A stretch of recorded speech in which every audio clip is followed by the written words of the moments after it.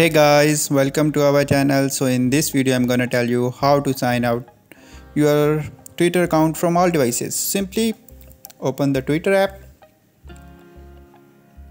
So now click on here profile.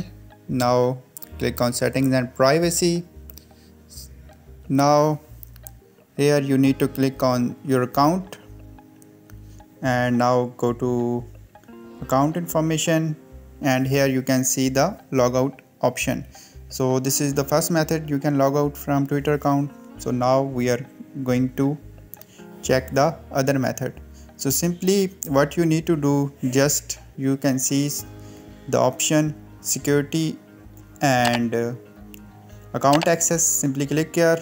Now it's mean when you click on apps and sessions, and then you can easily log out from all the devices.